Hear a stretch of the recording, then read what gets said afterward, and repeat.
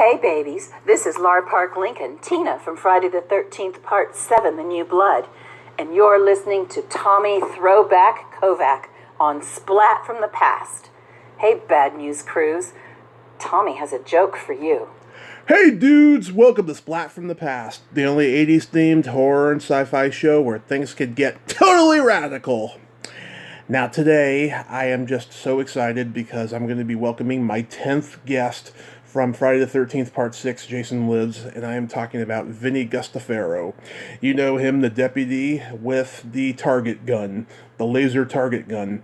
I'm having him on the show today. I mean, he's a very prolific character actor. He's been in everything from King of the Mountain to Legal Eagles, Nothing in Common, Things Change, Wes Craven's Shocker. He's been in a lot of great stuff. He had a recurring role in N.Y.P.D. Blue. Lots of great work, and he's from Chicago. He's from New Jersey, but he was a Chicago-based actor back in the day. So we're going to talk about all that stuff today, and it's going to be great. I can't wait. I love it when I accomplish stuff, and my 10th guest from Friday the 13th, Part 6, Jason Lives, is a huge accomplishment for me. So, here is my interview with Vinny Guastaferro. Hey, Vinny. There you are. Okay. Yeah. I don't know, for some reason my phone wouldn't let me click it and just dial, and then I didn't think I should have said to Siri, just dial this number. But I'm on. How you doing? I'm good. How are you? I'm good. Did you check the Facebook page? I put a nice post up about this already. So. Didn't check it out yet, but I will, and I appreciate it. Yeah, I'd like to bring some people that are fans already on to listen to your show and to listen to my interview if they're fans of mine. So there you go. I appreciate that, and this is such a great honor. Thank you for taking the time today. No, I like to do it, and I'm glad to be doing it for a show like yours where maybe horror fans are nuts. And when you said, some people listen to this in the car on the way home, yeah, I thought, how cool is that? You know? Yeah. I grew up idolizing Howard Stern, and my dad and I would listen to him on the radio when he was driving me to school in the morning, you know. So. Oh, that's crazy. Yeah, so that was my mission when I started this, and I appreciate you putting the word out. Sure, absolutely. Who's the other guy in the picture with you? You sent me a picture of you, Tommy Throwback. Oh, on my Kovac. Oh, on my profile, that's me and Robert Englund, who played Freddy Krueger. Oh, I didn't recognize him. Holy crap! You're right. Yeah. Yeah. That's really nice. Yeah, he's God, boy, he is a legend in himself.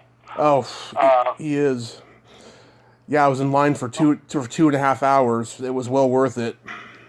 Well, yeah. What, did you meet him at a con?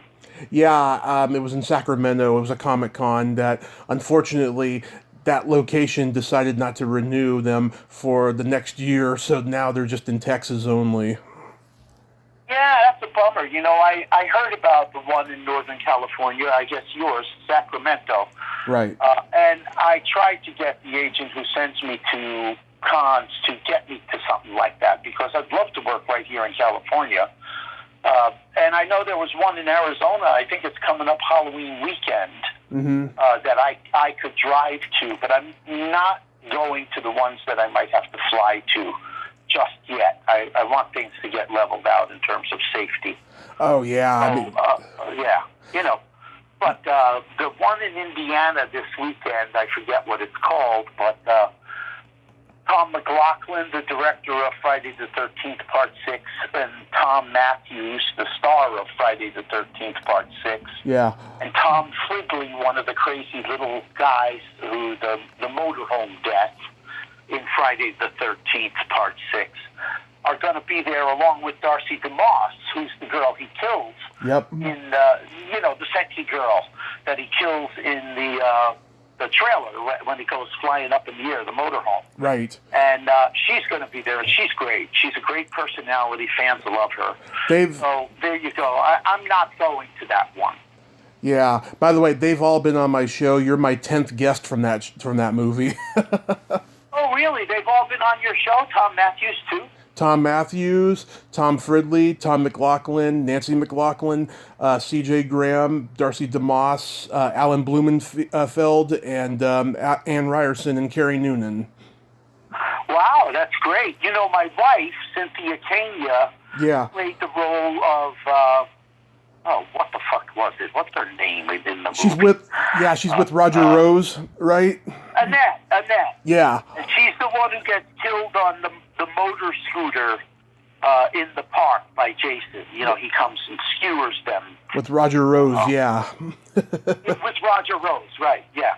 Right. So that's a good, she's a good one, too. I don't know that, you know, she has a lot to say, because her experience with the production was so short, but she's been going to cons with me now, and because there are a lot of collectors that have almost everybody else's signature except hers, she's getting a lot of play, and that's really nice, you know, to see that the fans are so crazy.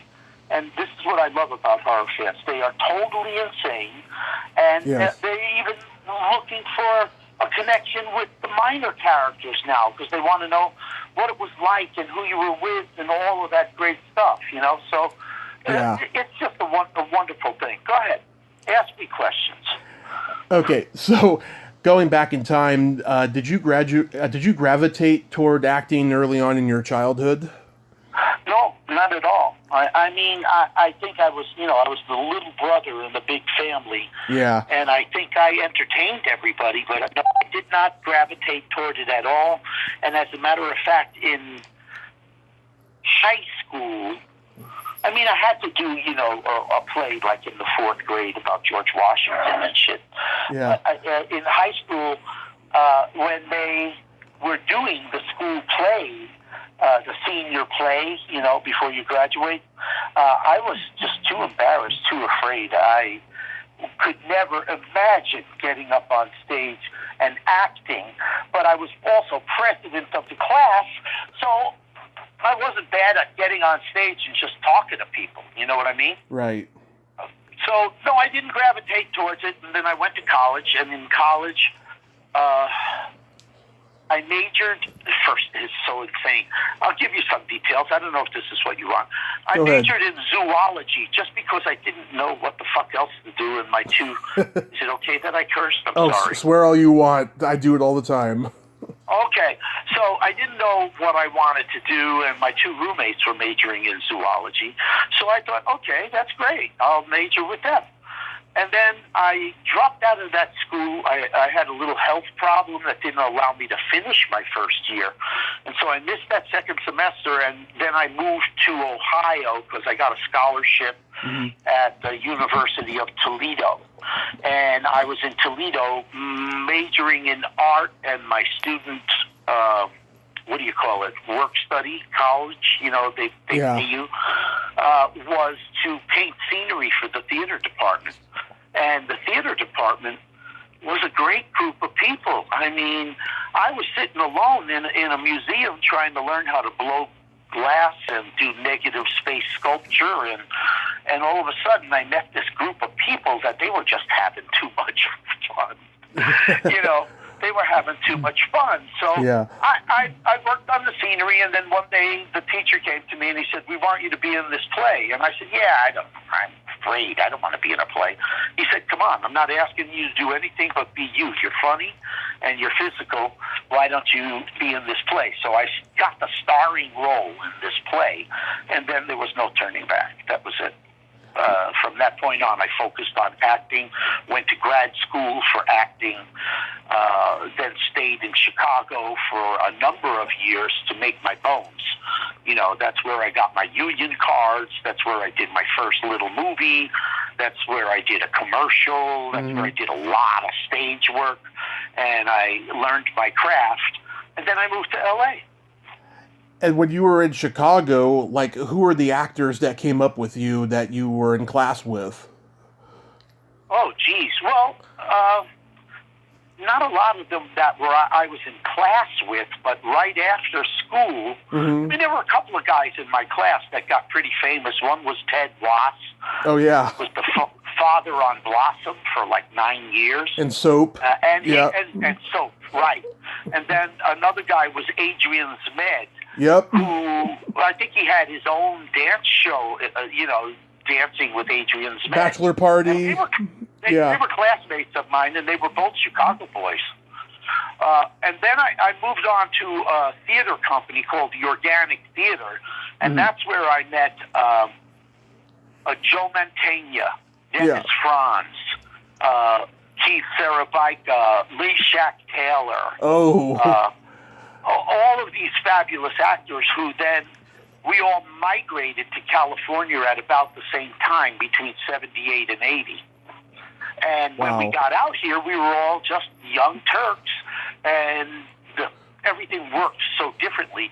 So we said, let's get together and do a play. And we revived one of the plays that we did in Chicago, and it became such a hit, it ran 10 years. So I dropped out after the first year. My wife dropped out after 2 years. She stayed with it longer than I did. And we all moved on to our careers. I'm still friends with those guys, which, it just goes to show you the bonds you make in Chicago with the people that you shared the journey with. You're coming up through the ranks with these people. They remain friends to this day.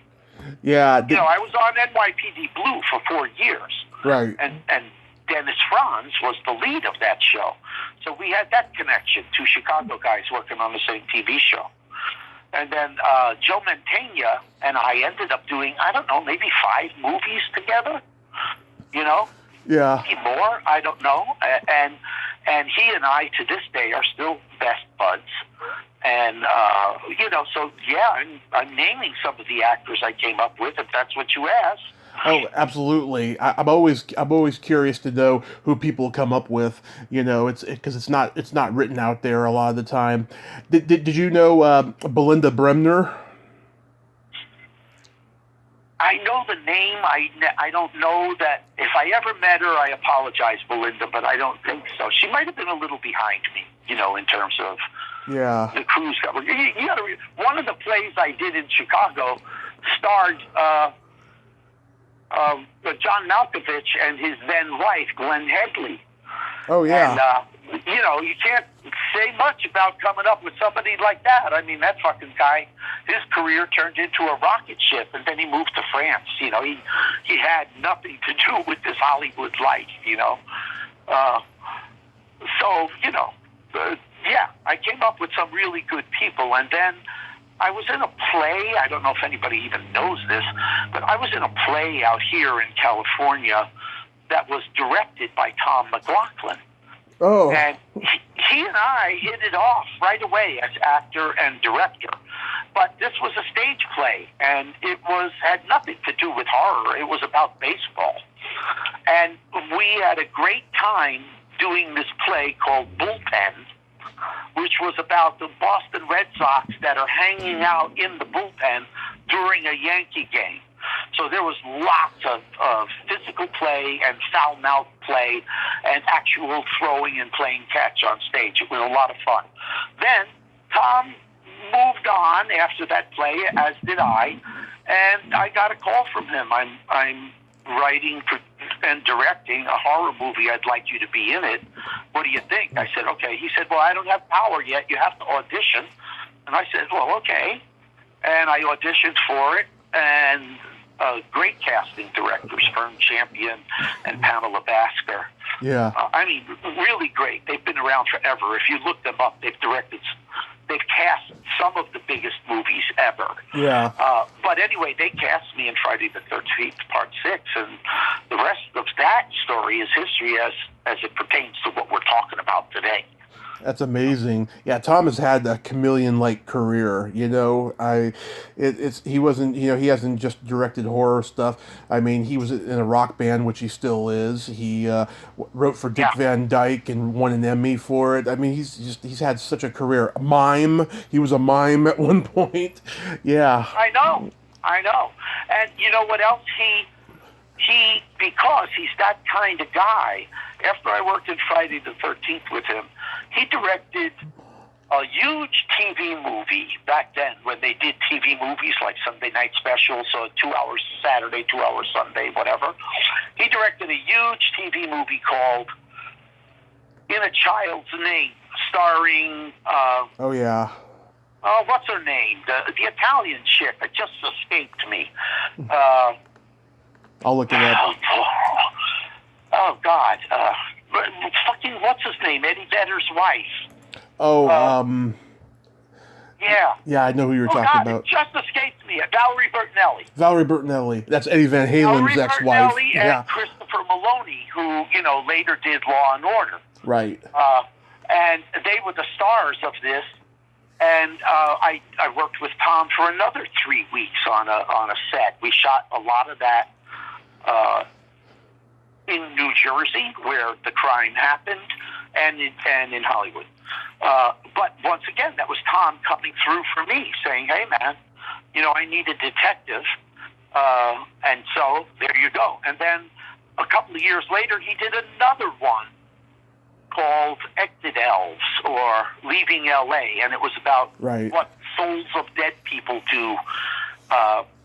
And he had me in that, too. And that was with Lisa Renna, yeah. Harry Hamlin's wife. Renna. Yeah. Yeah, well, no, she's beautiful. And she is the wife of Harry Hamlin. Right. Who I did my very first movie with when I moved to L.A. King of the Mountain. King of the Mountain. How did you know that? That's amazing. I've seen every old movie. That hijacked the car. That's all. Yeah. Before we get into the movies and stuff, I wanted to ask you. You won the Joseph Jefferson Citation Award for P.S. Your Cat is Dead. Yes. And that was great. That was a great play done by the Travel Light Theater Company. Yeah. I was a member of that company. I was a founding member of that company. But, they grew and developed the space in Chicago that is now well known as the theater building. Everybody in that town rents that space to produce their plays. And I did P.S. Your Cat is Dead. And it was a great experience. And we had sellout audiences. We extended through the new year, and then I got the award. So I'm saying, good for me, Yeah. To be recognized in my own community by my own peers was a great honor. Ah, that's wonderful. Yeah, Steve Guttenberg made it into a movie, and it went right to video. What did he make into a movie? P.S. Your Cat is Dead. He directed it, and he starred in it. I just never saw that. He directed it, or he was in it? He directed and starred in it, and that was about 20 years ago. It went right to video, I remember. Oh, I'd have to find it and see it. What an interesting thing to see. I mean, I never saw it. Again, after I did it, about 8 years later, I saw another production of it in another city. Mm-hmm. I was in Minnesota. But other than that, I never heard of it taking off again. Yeah. So I'd love to see that. Thanks for that. That's great news. Yeah, I didn't even know it was a play until I was doing research. I was like, that's pretty interesting. But I'm going to mention movie and TV credits. Tell me anything you remember. King of the Mountain. King of the Mountain was my very first movie. I was really excited. I was there as part of a group, the gang. The thing that was exciting about that movie is that it was Harry Hamlin and Joseph Bottoms, but it was also, what's his name, Dennis Hopper. Just to be in a movie that Dennis Hopper was even associated with, for me, at that time in my life, was very exciting, because to me, he was Easy Rider, you know? You guest starred on an episode of the Twilight Zone reboot. Oh, man. Did you ever see that episode? I may have. I think it's on YouTube, maybe, but it's called Dreams for Sale. Yeah. And the way they formatted that show is they made 3 small segments for an hour show, I guess it was. And the segment I was in was the one called Dreams for Sale with that, who's that wonderful, Meg Foster.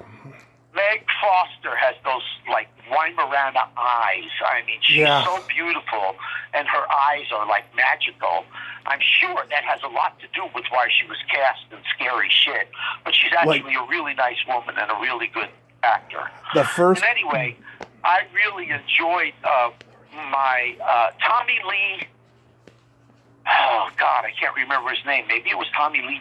No, not Tommy Lee Jones. But anyway, the director of that movie was also from a horror background. Tommy Lee Wallace. Tommy Lee Wallace. Yeah. And that's why I got picked to, I'm sure I got picked because he liked that and he liked Friday the 13th. Yeah. And so it was great to work with him and on a set like that because I didn't know it was going to be futuristic and that they were going to later, back then the technology was different. So all they had was a tape on the floor and they said, don't go over that because that's where the match shot is going to be. And when I saw the show and I saw like big fucking rocket ship flying by my head as I exit the scene, I just thought, wow, how fun is that? So, I look for the fun in the gigs. Everything I'm going to mention will probably be about what a good time I had and how great the people were. Go ahead. Who's next? Legal Eagles. Legal Eagles. That is so awesome. Now, Legal Eagles was Ivan Reitman was the director. Right. Pretty big shot. I mean, I forget what the other big one was that he directed, but Ghostbusters. What? Ghostbusters. Okay. What do you do with a guy like that? So anyway, he was a huge star by then, and he got this drama, this comedy drama, and it was Deborah Winger, Robert Redford, and numerous other people. But I got to play that little dick detective who kicks in the door and throws in a couple of snide lines about his sleeping with. What's her name? The beautiful blonde. Daryl Hannah. Daryl Hannah.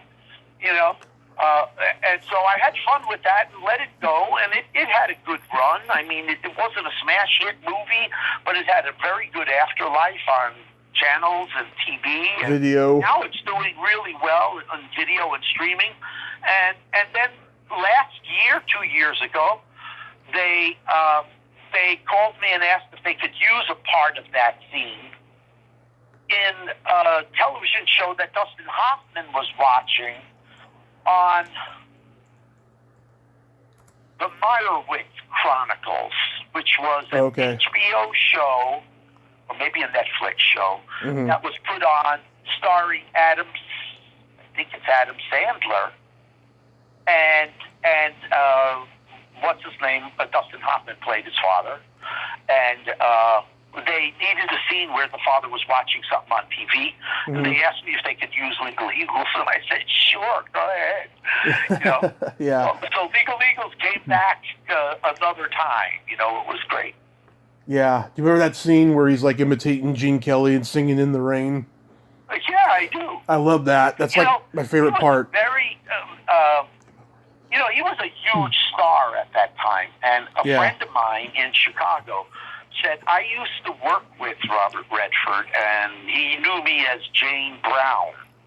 And I thought that sounds like a joke. But anyway, I walked up to him during a spare moment, and I said to him, hi, I'm friends with Jamie Brown. She sends her regards. He lit up. He said, oh, how's she doing? Where is she? What's she up to? And it's just great because he had used her later then in Chicago when he shot Ordinary People. He used her to cast the movie. So these little connections that you're drawing together for me, I mean, everybody I met, I either met again later or somebody I knew worked with them again or something like that, That's what's great about this business of acting is that you get to meet people that you never imagined you would get to meet. Like, for me, Jackie Gleason, Yeah.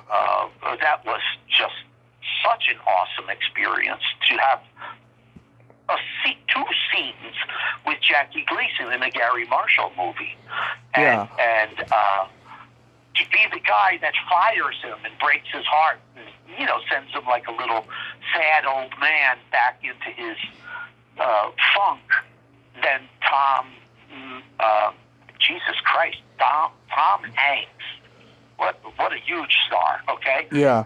Comes along to rescue his father, and they reconcile their differences. And the name of that movie is Nothing in Common. I love that movie, yeah. Well, you've seen it, so you're well-versed in movies, huh, Tommy? Oh, absolutely. I mean, without movies, I can't breathe. Yeah, it's so funny. Me too. I watch about 6 movies a week. Yeah. And especially during this confinement time. Oh, yeah. So, what do you call it? Quarantining. I've been watching a lot, and I've been, binging on old shows I used to watch, like The Punisher, and the one that was on just last year. What was it? Watchmen. Yes. And, some great shows with great actors in them. Yeah. So when you were working with Jackie Gleason, because I saw Tom Hanks on YouTube promote this on Letterman at the time, and he said that Jackie Gleason would come in and go, "Gentlemen, let's get started," and then he would do the scene, not talk to anybody, and because he had cancer, he was kind of feeling kind of sick, he would have his head down a lot of the time, and then at the end of the day, he would say, "Gentlemen, it's been a pleasure," and then walk out of there. Is that what you saw with him? And that's exactly true. And with a star of that magnitude, Gary Marshall knew that he had to make everything go around Jackie's shooting ability. So but he was extremely professional. He put his chair that he wanted to sit in just off the set.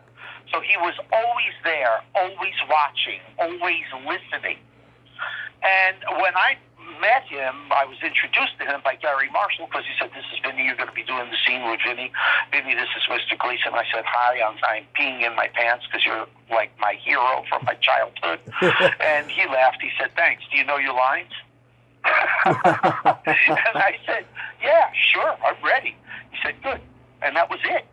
And then the other marvelous thing that he did that some big stars just won't do is he stayed in the off-camera position for you. So when the camera was on you and you were having a scene with him, like it was your close-up, and so the camera doesn't see him, he would sit there for you and give you the lines. He would feed you the lines as he did in the scene when it was shot, so that you could consistently match your actions and your words and the tenor of the scene. And in that way, he was so giving and so professional because, here I am. Once again, I'm a young Turk. I'm coming up in my career. I get cast in this huge fucking movie. Tom Hanks, Jackie Gleason. What was the other really good-looking chick's name? 2 great chicks were in that movie. Yes. Their name. Bess Armstrong. And love her. And Selah Ward. Yeah, Selah Ward. What a gorgeous woman, especially, given that we were all young then. She was young, and so was, what was her name? Bess Armstrong. It was Bess Armstrong and Selah Ward. Bess Armstrong. Both beautiful, beautiful women, very accommodating, very professional. It was just really great to work with them because, I got to work with people that were pricks. And, I didn't realize how good an experience I was having at that time in my career. So it was great. Mr. Gleason, the other thing, though, I amend Tom Hanks' story, is at the end of the day when he said, "Gentlemen, it was a pleasure," Gary Marshall would give him a coffee cup, and he would sip it, and it was obviously some kind of booze. Yeah. And Jackie would say, "Hey," like he did on the show in the old days, and it would make everybody crack up, and that was his exit line for the day, Yeah. Great. So how did Friday the 13th Part 6 come to you? Tom just called you up and said, "You want to be in my movie?" Yeah, I think that's what I told you earlier. I was in a play. Yeah. I had a good relationship as a working and with working with him, an actor working with a director. He liked me, and to this day, we're still very close friends. I mean, Tom McLaughlin and I are buddies, and so I've been a part of his journey. I knew his wife and kids, and I watched them go from clean-cut director of big TV movies starring women, now Rupert Nelly, Jean Smart, Bonnie Bedelia. I mean, big fucking TV movies starring big divas of their day. Mm-hmm. He had the temperament and the insight to create really good product for television. And he included me in as much as he could after Friday the 13th, you know? Yeah, that's good rapport. It's good when you have a rapport with a director and he uses you over and over again. Shit, yeah. That was my experience also with David Mamet. So, you know, I did five or six David Mamet movies, and I did 5 or 6 of his plays, including one of his plays on Broadway with Patti LuPone and Peter Rieger, and another one of his famous plays, Speed the Plow, I did in Baltimore at the Center Theater. Yeah. So, I mean, you know, I'm totally indebted to him and enamored of him, and I think he's a brilliant man, and I love him. So, why? Because just like Tom, he's a guy who remembers his friends. You know, and I think, isn't that the way it should be? I mean, when Peter Fonda and Dennis Hopper shot Easy Rider, it was them and a bunch of friends that they smoked pot with, man. Right. You know? Those friendships didn't last, but yeah, it was at the time of a friendship. Yeah, sure, exactly. How was working with David Kagan? David Kagan, really, you know, he's a really disciplined, very professional, straightforward kind of, I'll use the word again, very disciplined actor. Yeah. To the point where he became a pretty well-known acting teacher out here in Hollywood, the Kagan Studio and all of that. Right. And I thought he was fun to work with when we were on the set and we were all young. Then I fell out of touch with him, and I remember I got a big role on a TV show. I was going to play Al Capone, and I needed some coaching, and I called David Kagan, and he helped me out. And then that was the last I really ever heard from him, because he didn't go to the conventions, and he didn't have much of a presence in the horror world, or that I knew of anyway. Nah, not really. And I fell out of touch with him, that's all. Yeah, I emailed him like 6 months ago and I never heard back, but I think he's great in the movie. Yeah, I mean, he really commits to playing this sheriff who is, you know, I really do think that the sheriff is kind of a bad guy, abusive of authority type of a character, you know? Yeah, and that's great, because we'll get to it in a little while, but in the new film coming up, I've been promoted to sheriff. Yeah. Now I'm an asshole. That's awesome. Pardon me, excuse me, I have to cough, and I don't want to cough into the phone. Give me a second. Oh yeah, I always cough. Woo! People love that laser gun that you have. Oh, it's so funny now when I look at it. It's so dated. I mean, that was a Dan Wesson 357 that had exchangeable barrels on it. So, of course, Tommy wanted the biggest barrel that came with it. I think it was 8 inches long, because the scope was like 6 inches long and 2.5 inches in diameter. It was like having a water bottle on top of your barrel. The scope was so huge. But it was a fun device for that time, and we made good use of it in the movie. You know, I mean, I got to point it at him. She got to put it on my nose. It was great.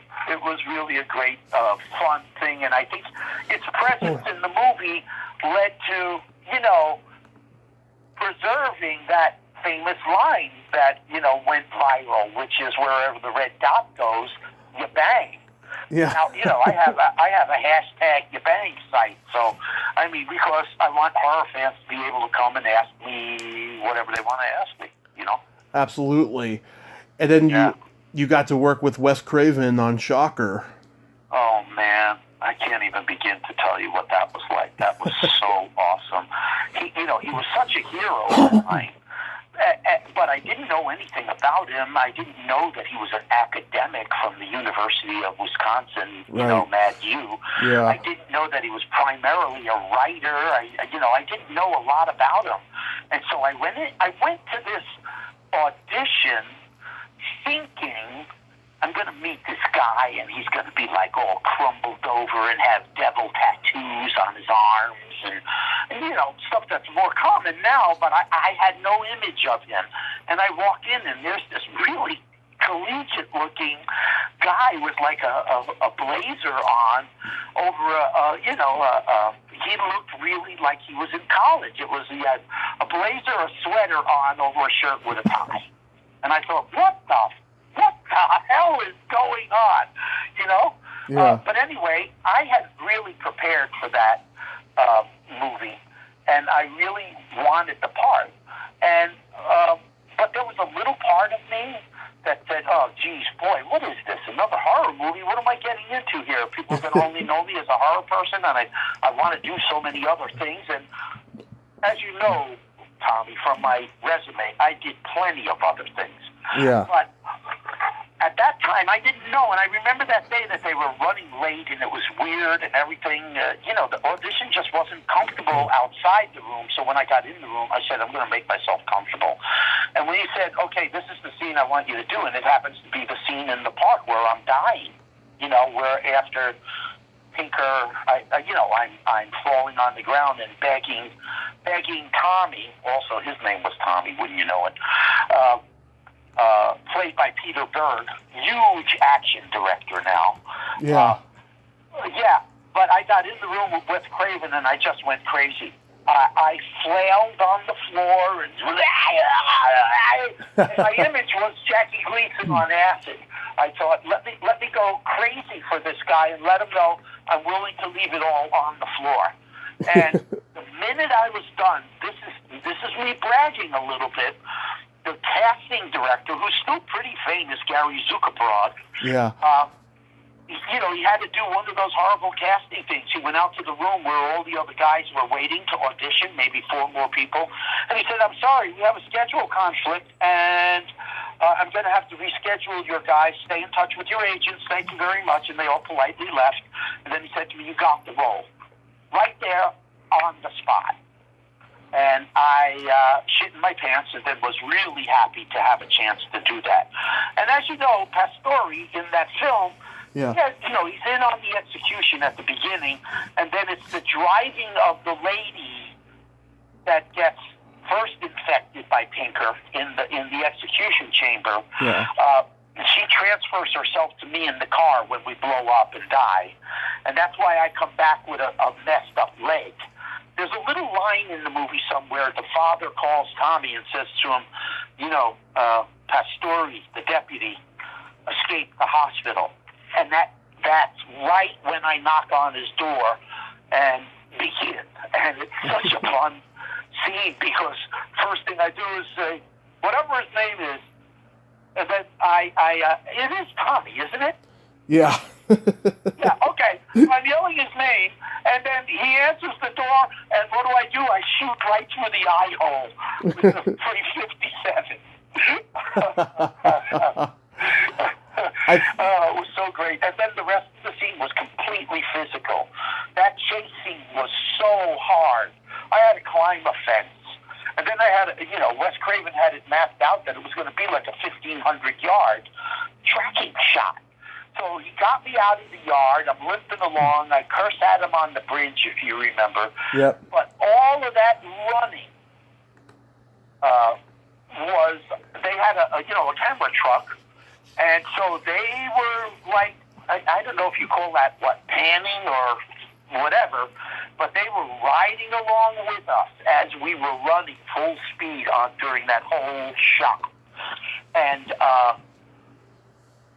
it was an intense day. I mean, we had to run about, 1,000 yards 5 times. You know what I mean? Yeah. I'm glad I was young. Peter Berg was, of course, in really great shape because he was an ex-hockey player from Canada. Yeah. And a very nice guy. I had a lot of fun with him, too. And Yeah. I knew Mitch before it, and I remained friends with Mitch after it. Oh, Mitch Pileggi is brilliant, especially in that role. He commits to that role so well. He's so great. And I'm kind of sad and wonder why didn't Horace Pinker take off? I don't know. And everybody said, well, nothing's going to top Freddy. And I'm thinking, well, give the guy a fucking break. He created a new monster that if we get 4 movies out of this guy, we're going to see some horrible shit, you know? Yeah. And it never happened. It never went. Well, I'm sorry. There's a phone ringing in the background. Hold on. Let me, Yeah. Well, it's shutting off. It'll go. You can't hear it too bad, can you? No. Well, yeah, you have to remember, though, Wes never intended Nightmare on Elm Street to be a franchise. Right, exactly. And I don't think he intended Horace to be a franchise, but I wonder why wasn't it, you know, because the way he transformed in and out of objects, you know, coming out of that chair, he pops out of a fucking electric chair. I just thought there were so many things about Shocker. When I watch Shocker now, I laugh so hard because it is so dated. But I just really still love it to this day. It's one of my faves.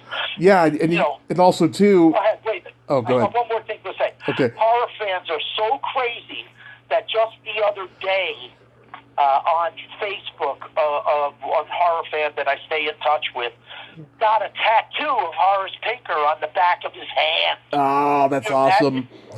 Awesome. Yeah, go ahead. What happened? What? Ask me anything else. Oh, sorry. Oh no, I was gonna mention Alice Cooper's manager Shep Gordon produced the movie.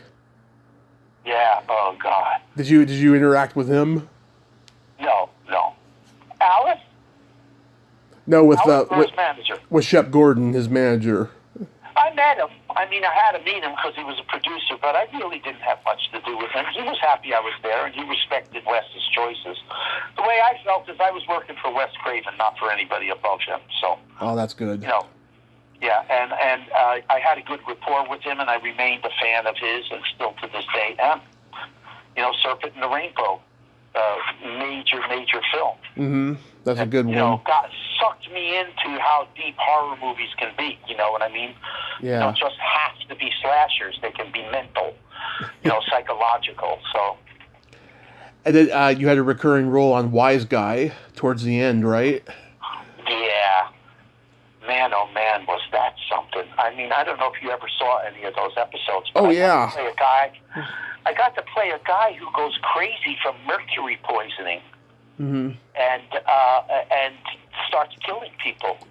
And it was so much fun to, you know, I shot it in Canada, and they were very professional up there at the Canal Studios at that time. So they created a set of that church's bell tower where I do the shooting from and where I go crazy from. And I think in the movie I eat my own poop, or it's really like, it shows me off as I'm a really fucked up guy. But the physical action that they afforded me to run to the window and look down and say a line and then go back and drink some water and sweat and then talk to yourself a little bit and then pray to nobody that's there, and all of the complications of a guy who's fighting to control the impulses that are evil, bad. Yeah. I think my character's name was Lukakis or something like that. Mm-hmm. Not Dukakis. Who did I play? I played But anyway, it was a fabulous thing, and I got to kill one of the major characters on the show, Jonathan Banks. Oh yeah. Yeah. So I got to kill him, and he didn't. He didn't come back to that show because he was dead. He's a Chicago guy. Come back after its second or third season, I think. Yeah, he's a Chicago guy. Yeah. Yeah. Yeah. I meet a lot of people that came out of that community, and that was just so excellent for me, because all of those guys are. I still see Jonathan around. I think he dates one of the women who is a friend of mine. So I still see him around, and then he had this whole great revival as on the Bryan Cranston show. Oh, Breaking Bad? Yeah. That was a big deal for Jonathan to come back in that, and now it's opened up doors for him again. Oh, yeah. So, great. Yeah. You were in the second episode of the original Flash series. Oh, man. So you're all over this, huh? You know some of my TV, and you know some of my... Yeah. So, yeah. So, what an honor it was to be part of that, not knowing at that time that the whole Marvel universe and DC universe was just going to explode and become a dominant force in the movie industry. You know what I mean? Mm-hmm. So here I am working before technology was developed, and in that scene where I come in with the grenade, and I have to die in that because I know who the Flash is. Yeah. Yeah. And I go to his house and I tell him, I know who you are. And I throw that grenade on the floor, and we had to shoot that in an old-fashioned way where they were shooting it in very, very, I guess you get the camera going really fast so it comes off like slow motion. And it was a choreographed set of movements between John Shipp and John Wesley Shipp, is that his name? Yes, John Wesley Shipp. Yeah, and what a wonderful man. And he and I had to do almost like this choreography that the director gave us so we could be in a certain place at a certain time so they could run it and make it look like I'm moving in regular time and he's moving in slow motion. But really it means he's going like faster than hell. You know what I mean? Yeah. The way they did it, I just don't know. But anyway, it was such a complicated and technical scene, and it was also, along with Twilight Zone, it was one of the first times that I got a dose of like, wow, they're getting able to do a lot of wicked, fun shit when they make movies now. It's not just, the old days where you point a camera and you have two people talking, then you cut away and you do a master and all of that stuff. They're all about like enhancing it now, and it started back then, which was just awesome. I loved doing that show. Yeah, that character lives on. I've seen people post shit about it on YouTube, and some people that are fans hit me with it on Facebook, saying, "Watch The Flash last night." And I'm thinking, where did you watch it? I don't even have it. Yeah. Let's see. I've interviewed Danny Bilson, the creator, producer of the show, and Joyce Heiser, she was on the show, and another Chicago actor, Mike Genovese, was in that episode too. Yeah, he's a dear friend.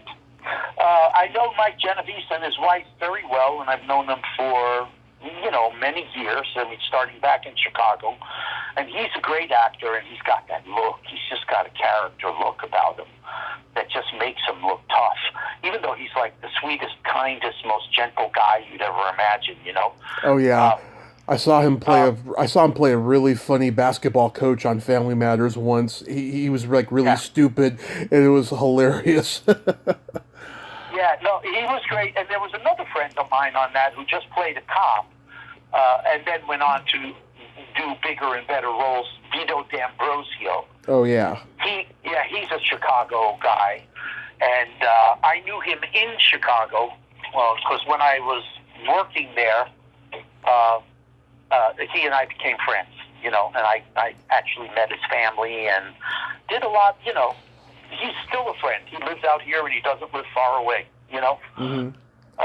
So yeah, that's what I mean. Every job I went to, I crossed paths with people that I really admired for one reason or another, and then either became friends with forever or just had a great time with and moved on.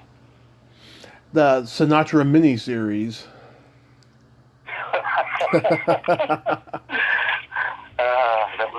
That was something. So I got, what do you want me to say? You want me to just say whatever I want about it? Anything. Yeah, I was completely honored and flattered to be in that. The story of it was wonderful. The star, Philip Kasnoff, who played young Sinatra and old Sinatra, is a wonderful man. I'm still in touch with him on Facebook once in a while.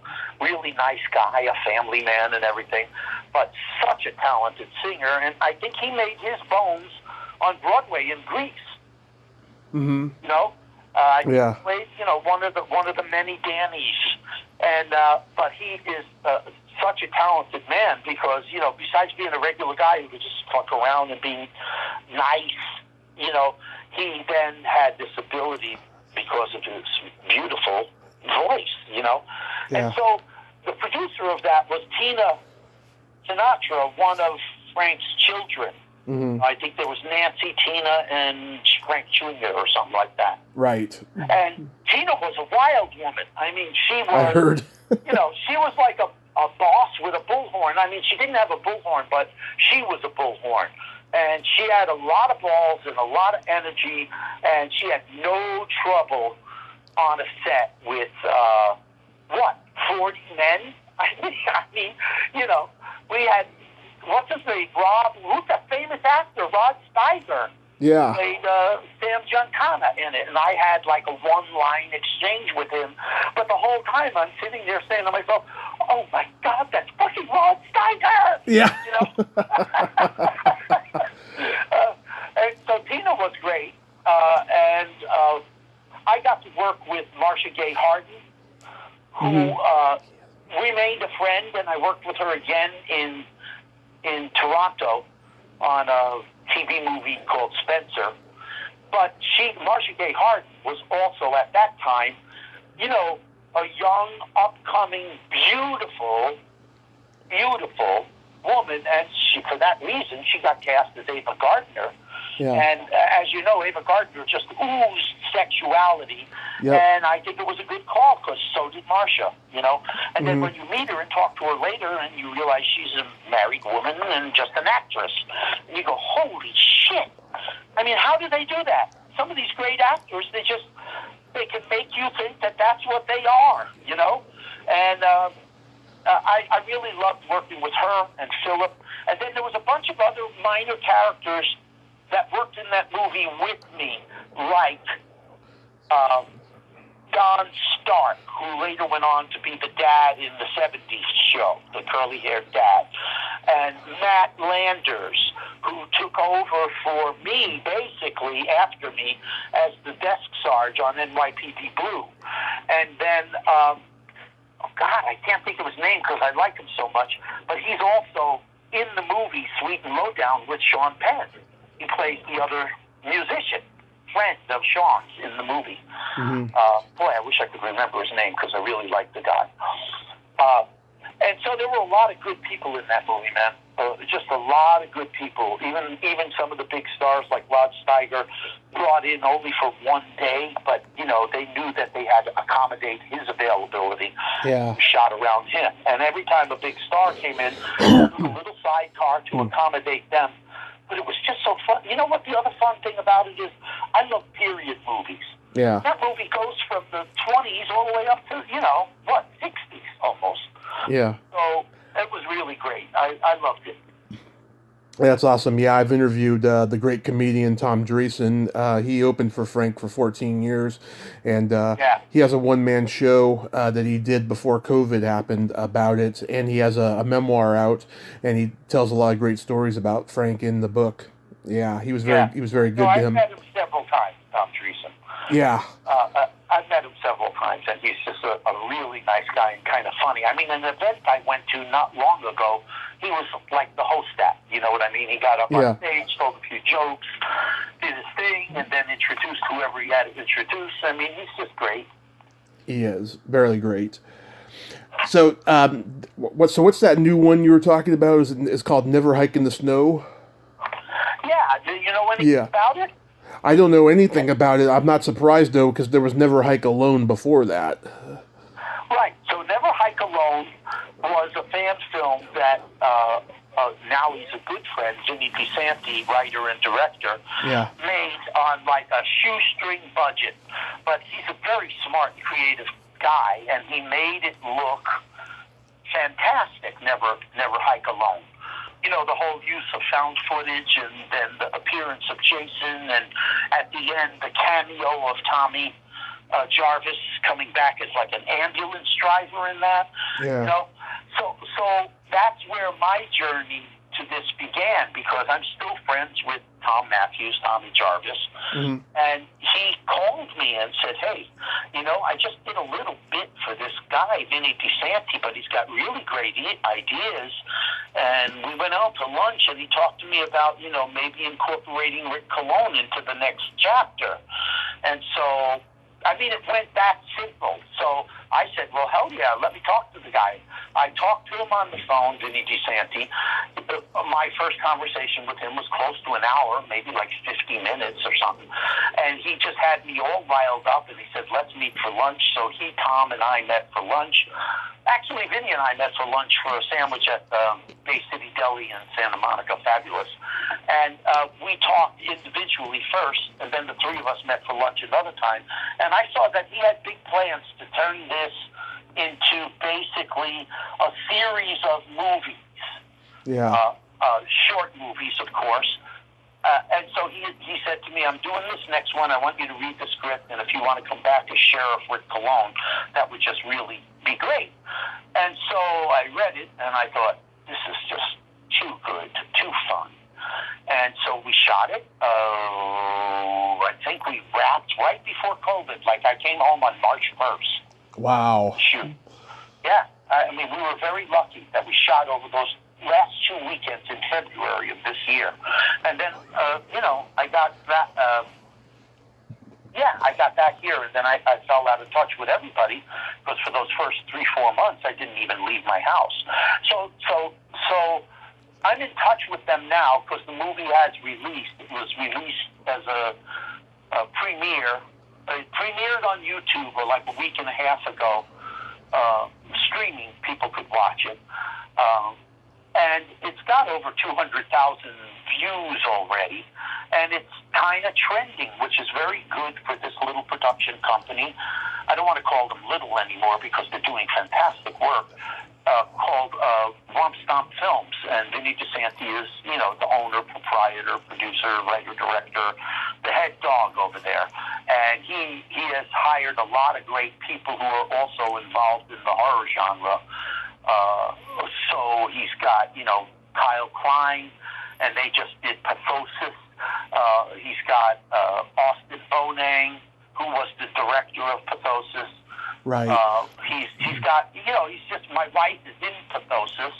She plays the mother of the boy, and the boy was the kid in Never Hike Alone. You know what I mean? Yeah. That little world is now stirring the pot, and Vinny is developing this next. So anyway, Never Hike in the Snow was supposed to be a prequel to Never Hike Alone. Nice. So we shot it, and if you haven't seen it yet, please watch it. It is just stunning. I mean, you look at this and you say, oh my God, this is like a movie production value. There's some aerial shots, and there's some gore shots, and some good kills for horror fans, and a little bit of, you know, sniping humor, and I think it's just a really wonderful piece. So Vinny is now gonna once again try to invite the fans to be a part of the next movie. You know, you got to figure if 20,000 people directed, you know, chip in $5,000. I mean, $5 a piece. He's got a budget for a movie. Mm-hmm. You know what I mean? Yeah. And the next sequel brings back. I don't know if I'm supposed to say anything about it, but I will be back. Nice. Nice. Did you get offered to do 13 Fanboy? I'm trying to think. What's 13 Fanboy? Okay, Deborah Voorhees. Oh, it's another fan film. I wasn't asked, And I don't think I've even seen it. I'm so sorry. Well, it hasn't come out Is that yet. what Tom McLaughlin is in?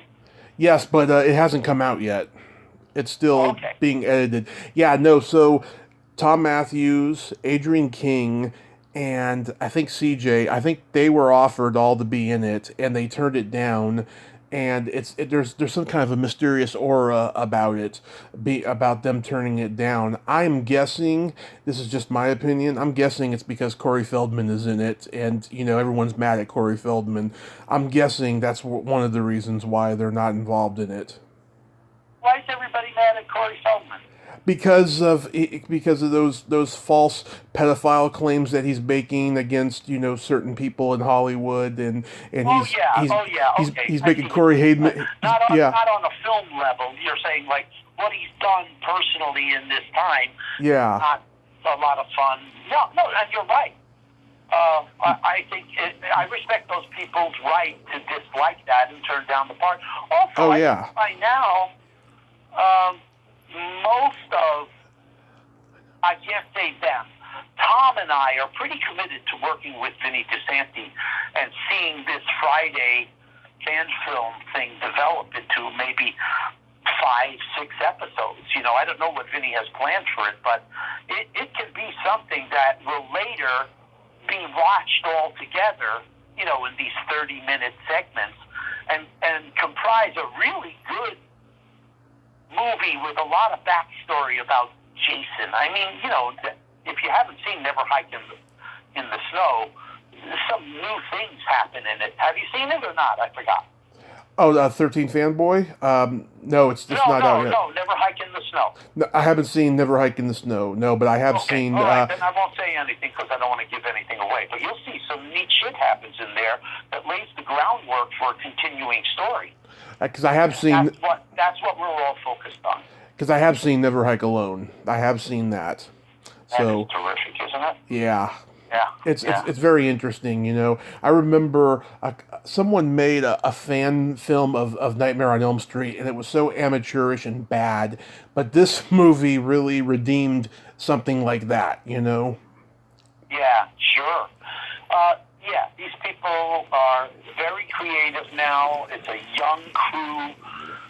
Look, in my career, I've worked with Laszlo Kovac as the cinematographer. Oh. I mean, I worked with what's his name? Ron Luis Ankia. Yeah. I worked with, who was the fucking guy on the Woody Allen movie, was the famous Chinese cinematographer. So I've worked with a lot of people who were meticulous and very professional and stars in their own right. Yeah, you've worked with giants. And it was wonderful to work on a movie where nobody was the star, the movie was the star. And everybody was there to contribute and leave their shit on the playing field just to make this movie good. And I think now that Vinny's whipped us all into a frenzy, we're going to see more good product. We're going to see good product coming out of the Friday the 13th fan film franchise, as well as Lump Stump Films. I think so too. I think absolutely right. Yeah. So do you have anything else that's like maybe been shelved because of COVID or something that you've been offered? No, I'm not. I haven't done a lot of work in the last. I mean, this fan film, fine, but after that, the industry shut down. Yeah. And I really didn't get a chance to get out there for the kinds of roles I like. I mean, there's a lot of little stuff that I could get offered and don't care about going out and risking my life for. Yeah. And then the other roles right now are few and far between because only a few production companies have met the standards of keeping the protocols in place. It's very difficult for them to shoot a television show now. It's very difficult for anybody to have a location for a movie shoot. So, all of that stuff has to come into consideration now. And from the actor's point of view, you have to say to yourself, well, really, do I want to travel to Podunk to say a line in a Western or something? And I say, nah, I'll wait. Yeah. I'll wait. It'll go away, and the industry will come back. Yeah, I mean, by then, Rick Cologne will be well established. So Yeah, I mean, look, everything's getting canceled. You know, Glow got canceled recently. I mean, lots Yeah. of weird stuff is going on. But there are some jobs in Hollywood that are opening up again. I've talked to some people who have gone back to work, and I just hope they make it back safe. You know, it's Yeah, weird. oh, absolutely. A friend of mine, a very well-known actress, was just working in Philadelphia, and part of her deal was they had to fly her in and quarantine her for like 10 days, and then shoot for 4 days, and then quarantine her again for like a week before they let her get on the plane and come home, where she had to quarantine for 10 more days. So when you take all of that time commitment into consideration, it really does affect the way the producers are producing. It does affect the way they have to pay for their TV show. You can't ask somebody to go someplace for 10 days, stay in a hotel, and not pay them. You know what I mean? Mm-hmm. So there's a lot of stuff going on that's really difficult, but it's forcing innovation, and I think that's great. I'm all for that. Very well said. Absolutely. So yeah, if your wife would like to come on here, I do have next week open. Okay, you know what? I'll tell her about it. Next week at what? Like a Wednesday or a Thursday? Something like that. Yeah, let me look at my schedule. I do know I have a lot of time open, so let me take a look at it. Yeah, all right. And just email it to me or send it to me. You know what I mean? Yeah. I'd like to have an email for you so I can send you some images. Okay. So Yeah. in your next text to me included, or if you want to tell it to me right now, I have a pencil in my hand. Let's wait. Yeah. I mean, Okay. I mean, my email is public, but I could just tell it to you in the messenger. So. Okay, fine, great. All right. All right. So I don't know. Does this mean we're done, or because you're kind of saying goodbye, and we had a good hour at it? Yes. I just want you to know, Tommy. Yeah. I can come back another time and talk forever. Yeah. I can talk forever about my experiences because so many of them were just so astonishing. You know what I mean? Yes. I've worked with Sean Penn, Gary Oldman, John C. Reilly. The names of the people, Olympia Dukakis. Oh yeah. And on and on. And when I look at the list of people that I've been lucky enough to mingle with, I feel very lucky, very, very. It was very good fortune for me to have those experiences and now to be able to share them with other people. So I thank you for having me on. Yes, I hope your fans enjoy whatever segment of this you choose to put on. And I'd like to know when you do it so I can listen too. Oh yeah, it'll be uploaded by early tonight. I'm gonna do it as soon as I'm done here. And yes, I'd like to have you back on in the future to talk more. And I hope you stay safe and just have a superb rest of your day.